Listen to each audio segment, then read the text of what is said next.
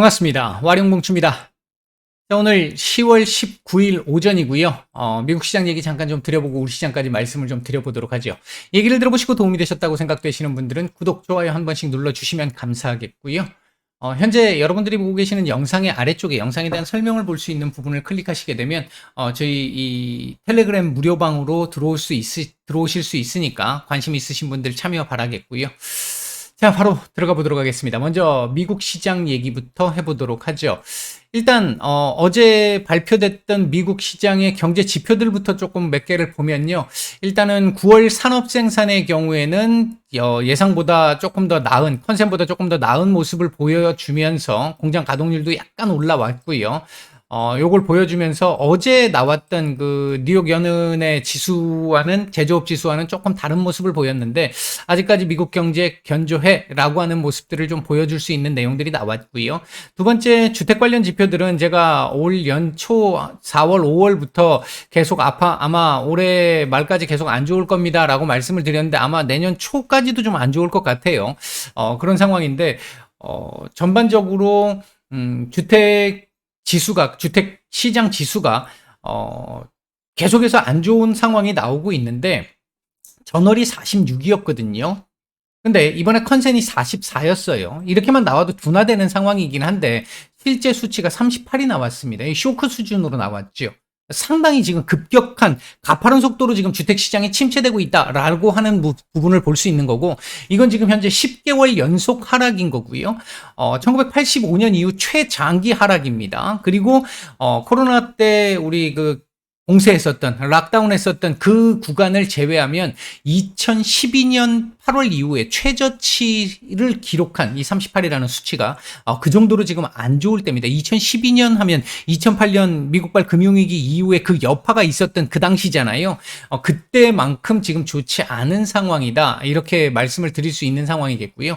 이 영향이 이제 모기지금리의 영향인 것 같은데, 30년물 자체가 이 모기지물 자체가 지금 7.12%입니다. 어제 기준. 그러니까 7%가 넘어가는 엄청난 이 금리 수준을 보이고 있고, 원자재 가격이 급등된 상황, 이 상황 등이 큰 영향을 준 것이 아닌가 하는 예상이 들고요.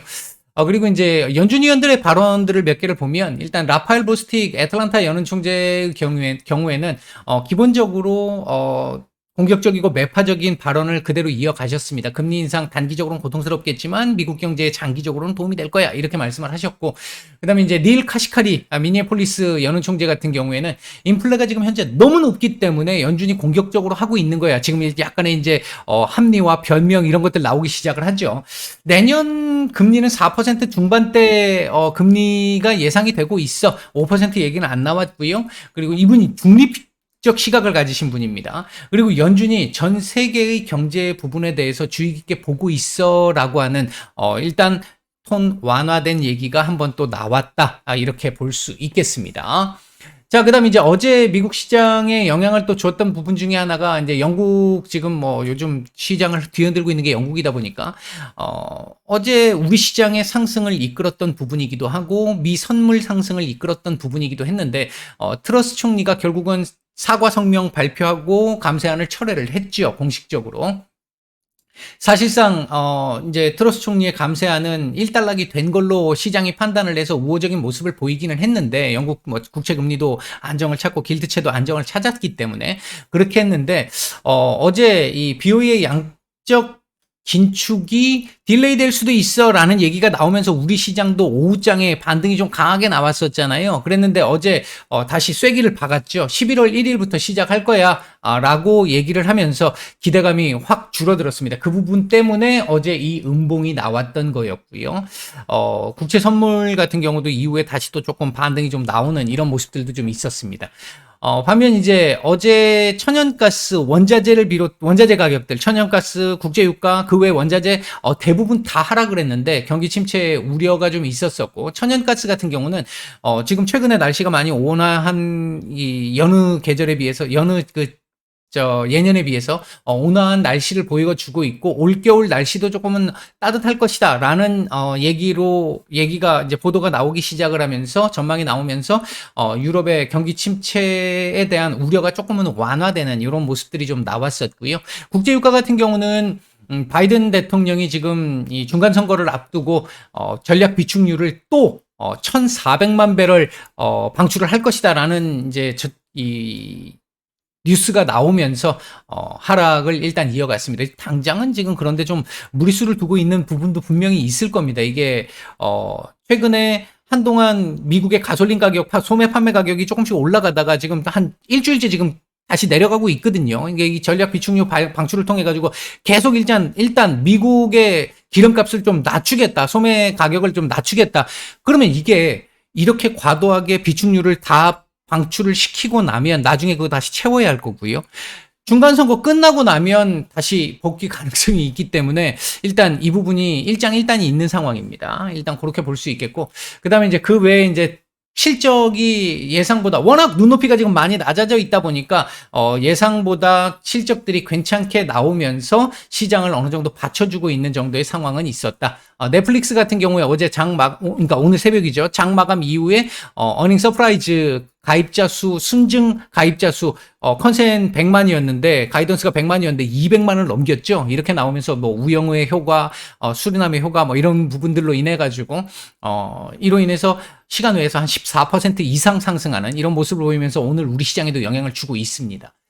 자, 우리 시장 얘기도 간단하게 해볼 텐데요. 일단은 좀 빠르게 진행을 할게요. 미국 시장 어제 제가 말씀을 드릴 때 이거 21선 내려오는 각도가 조금 강해서 이거 밑으로 이게 올라갈 가능성도 있지만 끄집어 내리려고 하는 힘이 좀 있을 것이다 이렇게 말씀을 드렸는데, 일단은 아마 이렇게 되면 내일 조정 가능성 조금 있습니다. 이거 내일 테슬라 실적 발표 있죠. 이거 그 실적 발표 잘 봐야 되고요.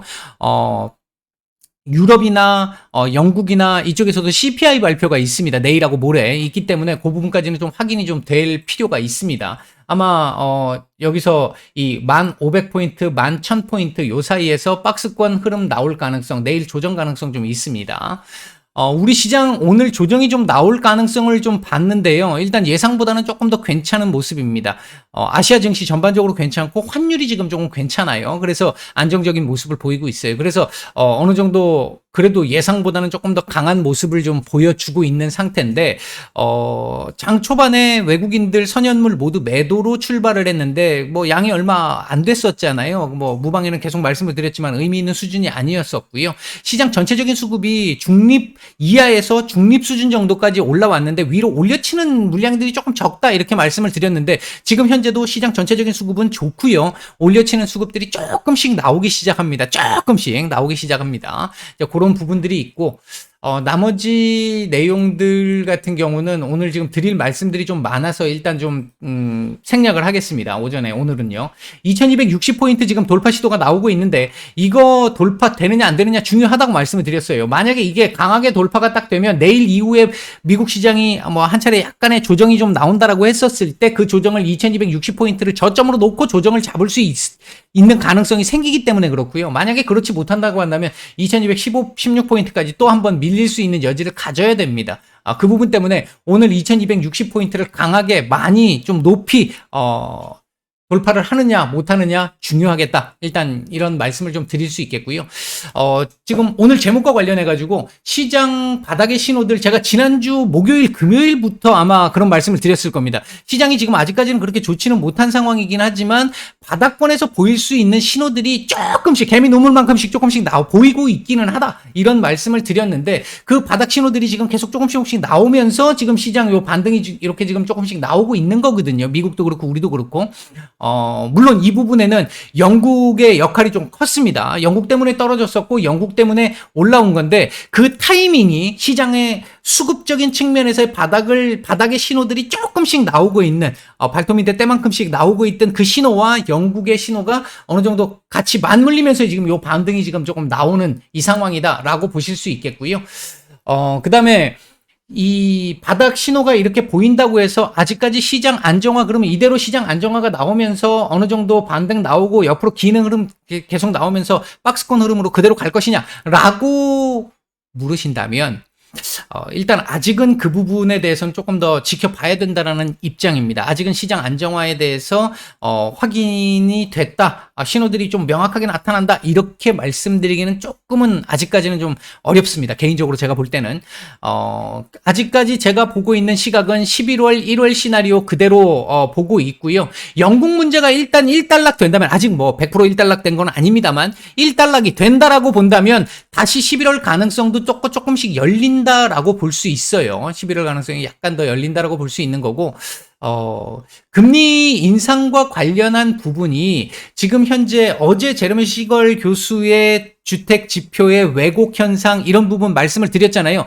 이런 게 시장에서 앞으로 계속 더 나올 거라는 거죠. 제가 9월부터 이런 얘기 나올 거라고 말씀을 드렸고, 말씀드린 이후부터 계속해서 시장에서 반발하는 내용들이 계속 지금 나오고 있잖아요. 나오고 있는데 이 부분들로 인해서 아까 이 카시카리 총재 같은 경우도 방어적인 얘기들이 나올 수밖에 없는 거고, 톤 다운되는 얘기들이 나올 수밖에 없는 거거든요. 아마 이번 주 후반에 브레이너드 연준 부의장이나 아니면 이 존 윌리엄스 뉴욕 연은 총재나 이런 분들 발언을 하셨을 때 또 톤 다운되는 부분들이 나올 가능성이 좀 있다고 보고 있고, 이런 부분들이 지금 당장은 아직까지 이번 그 9월 CPI가 워낙 높았기 때문에 얘기가 나오지는 않고 있습니다만, 다음 달 넘어가서 일단 75bp까지 올리고 나서 그 이후에 지표들 나오는 상황들이 나왔을 때 조금씩 톤 다운되는 부분들, 시장에서 그 부분 반영되는 부분들 나올 수 있을 거라고 아직까지 기대할 수 있습니다. 뭐 늦으면 12월이 될 수도 있는데 1월이 될 수도 있고요. 최악의 경우에 1월을 밑으로 뒤로는 밀리지 않을 가능성이 높다라고 말씀을 드렸고요. 11월 일단 가능성은 아직까지 열려 있는 상태다. 이렇게 일단 말씀을 드리겠습니다. 그래서 아직은 지금 바닥 신호들과 시장 확실한 안정화, 아직까지는 갭이 조금 있는 상태입니다. 결론은 아직은 안정적이다라고 보기는 좀 어렵다. 그나마 그 안정성을 조금 더 보기 위해서 요 위로 올려줬으면 좋겠다라는 건데 쉽지는 않은 상황일 수 있습니다. 자, 일단 그 다음 이제 또 한 가지 말씀을 드리고 싶은 내용 중에 하나가 그리고 이 얘기가 하나 더 있습니다. 오늘 제가 무방에는 저희가 올려드렸는데, 뉴스로 올려드렸는데요.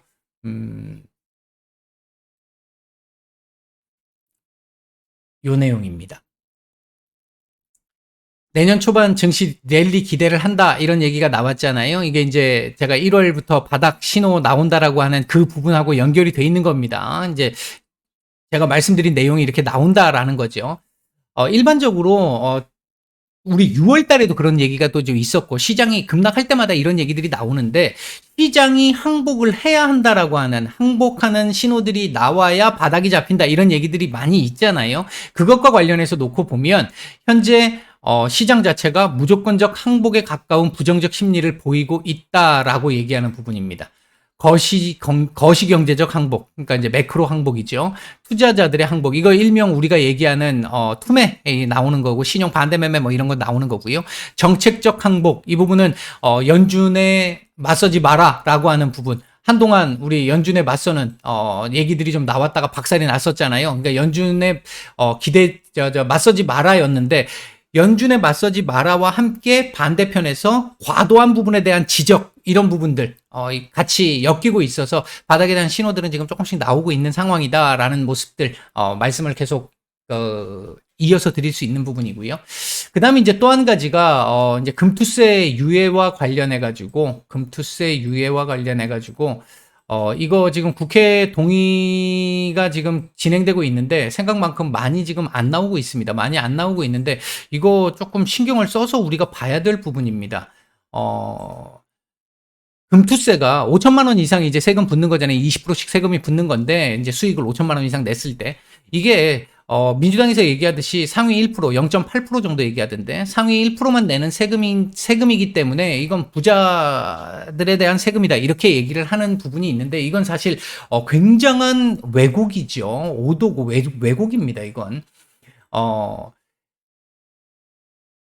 민주당에서 얘기했던 부분의 1%가 얘기하는 내용은요, 12월 달에 회피할 사람들, 11월, 12월에 회피할 사람들 회피 다 하고 더 이상 도저히 회피가 안 되는 사람들이 1%라는 겁니다. 근데 그 부분 생각해 보면 11월, 12월에 회피했던 그 상황을 생각을 해보면 11월, 12월에 미국은 크리스마스 랠리니 어쩌느니 막 할 때 우리 어떻냐고요. 특히 코스닥 같은 경우는. 오히려 더 박살이 나잖아요. 이거 우리 미국이 제가 일전에 몇 차례 보여드렸는데 2010년대 초반에 나스닥이 2600, 2700 할 때 우리 그때 2000이었어요. 1800, 2000. 그러니까 우리가 1800에서 2000년대 초반에 1800에서 2000을 냈는데 그때 나스닥이 2600이었단 말이에요. 2400에서 2600. 2400에서 죄송합니다. 마음이 급하네요. 2400에서 2600이었습니다. 2010년대 초반입니다. 우리가 1800에서 2000이었고요. 근데 지금 어때요? 미국은 만을 넘겼습니다. 팬데믹 이전에 이미 만을 넘긴 상태였어요. 우리 지금 현재 2200인데요. 그럼 200이라도 올랐네 라고 생각할지 모르겠습니다만 팬데믹 이전에도 직전에 2200까지 갔었잖아요. 우리가 그 부분 생각해보면 우리는 지금 계속 박스피입니다. 결과론적으로 우리 3000까지 갔다 와서 지금 다시 내려온 거니까 박스피라고 볼 수밖에 없습니다. 이거 왜 이렇게 됐느냐라고 물으면 여러 가지가 있겠죠. 코리안 디스카운트부터 시작을 해서 우리 뭐 후진적인 정책부터 시작해서 많이 있을 겁니다. 있는데 그 중에 이 부분도 크게 차지하고 있다는 겁니다. 연말만 되면 되돌림이 나와야 되니까 투자했던 거 다 회수해야 되니까 이렇게 되면 지수가 못 가요. 여러분들 지금 지난 1년 반 동안 지수 못 가니까 종목들 못 가는 거 보셨잖아요. 힘든 거 같이 지금 겪고 있잖아요. 이 힘든 상황을. 이게 계속 지속될 수밖에 없다라는 겁니다. 결국은 이들만 문제가 생기는 게 아니라 우리 한국 시장에 투자하는 모든 투자자들이 다 망한다라는 겁니다. 이건 반드시 없어져야 될, 그러니까 사실 지금 우리가 유예를 얘기하고 있지만 말이 안 되는 부분입니다. 어떻게 보면 물론 뭐 소득 있는 곳에 세금을 내야 되는 건 맞습니다만 뭔가 방법을 좀 바꿔야 된다라는 생각은 분명히 있습니다. 개인적으로 생각할 때. 그리고 만약에 그 상위 1% 만약에 이 1% 또는 회피하려고 했던 사람들 이 사람들이 다시 주식시장으로 돌아오지 않고 요즘 지금 해외 투자 많이 늘어났잖아요. 해외 투자나 부동산이나 이런 다른 재테크로 가게 되면 어떻게 될까요? 한국 증시를 외면하게 되면. 그렇게 되면 거래대금 지금도 많이 줄어들었습니다만 계속 쪼그라듭니다. 그러면 결국 못 올라가요. 올라갈 수 있는 힘이 없는 거죠. 사줄 사람이 없는데 시장 자체가 규모가 확 줄어든다는 겁니다. 그렇게 되면 남들한테 다른 나라 증시에 휘둘릴 가능성이 더더욱 높아지는 거죠. 거래대금이 그러니까 거의 고사되는 상태가 될 건데 지수 추가 하락 불가피합니다. 그렇게 되면. 그러면 지수가 다 내려가는데 내 종목만 갈 수 있습니까? 쉽지 않다라는 거죠. 그렇게 되면. 그 다음에 이제 중요한 것 중에 하나가 역차별이라는 개념인데요. 기관들 같은 경우는 금투세가 없습니다. 법인세를 내죠, 그 사람들은. 근데 법인세 내시는 분들 아시겠지만 이거 빠져나갈 군역이 되게 많습니다. 돌릴 수 있는 절세 그러니까 빠져나가다가 표현하니까 좀 이상한데 절세 방안들이 굉장히 많습니다. 그런 상황에서 보면 개인들은 그런 절세가 안 되죠. 지금 금투세가 도입이 되면 그냥 무조건 20% 이상 내야 되는 거잖아요. 그것도 금액이 더 커지게 되면 소득 금액이 더 커지게 되면 30%까지 내야 되는 이런 상황이 되는 거잖아요. 이게 어떻게 거의 완전히 보면 이 금투세 세율 자체가 불로소득과 똑같이 지금 매기고 있는 거죠. 복권 당첨되면 22%잖아요. 그거하고 똑같다라는 겁니다. 거의. 이런 상황이 주식이 사실 불로소득이 아니잖아요. 얼마나 정말 생존 경쟁에서 얼마나 많은 노력과 시간과 이 비용을 투자를 해야만 수익을 낼 수 있는 공간입니까? 리스크가 그만큼 큰 공간인데 그렇게 큰 리스크를 통해서 수익을 내면 세금 20%내 불로소득이야. 손실을 보면 그건 네가 잘못한 거잖아. 이건 뭔가 잘못된 거지 않냐는 거죠. 외국인들 같은 경우는 한 종목에 25% 이상 갖고 있어야 금투세를 냅니다. 어느 외국인이 25%씩 한 종목에 갖고 있겠습니까? 사실상 안 낸다라는 거죠. 이거 말도 안 되는 겁니다. 이 부분을 생각해 본다면 지금 우리가 청와대 청원은 없어졌습니다만 국회 청원이 있습니다. 이거 통해 가지고 이거 최소한 일단 유예를 시키면서 이 방식 바꿔야 돼요. 결국 지금 오늘날 세상에서 국민들이 직접 일어나서 그 부분을 지적하고 개선을 요구하지 않으면 결국 손해는 우리 국민들이 고스란히 떠안을 수밖에 없습니다. 국회의원들 우리가 세금 주고 있는 부분인데 그 세금 결국 더 많이 그들에게 더 주는 그런 공무원들 마찬가지고요. 그런 세금들 그냥 빠져나가는 세금들이 된다라는 거죠. 이런 것들을 통해서 국가는 어떻게든 세금을 더 걷어야 될 거 아닙니까? 우리나라 지금 인구도 계속 줄어들고 있는데. 이제 그런 부분들 생각을 해보면 이거 영상을 보시는 분들은 반드시 좀 귀찮으시더라도 뭐 5분 10분이면 됩니다. 귀찮으시더라도 국회 동의 청원 지금 오늘 영상 아래에다가 이 링크를 올려놓을 테니까 들어가셔가지고 조금 한 번씩 청원을 해주시기를 부탁을 좀 드리겠습니다. 오전 말씀 여기서 드리고 마치겠습니다.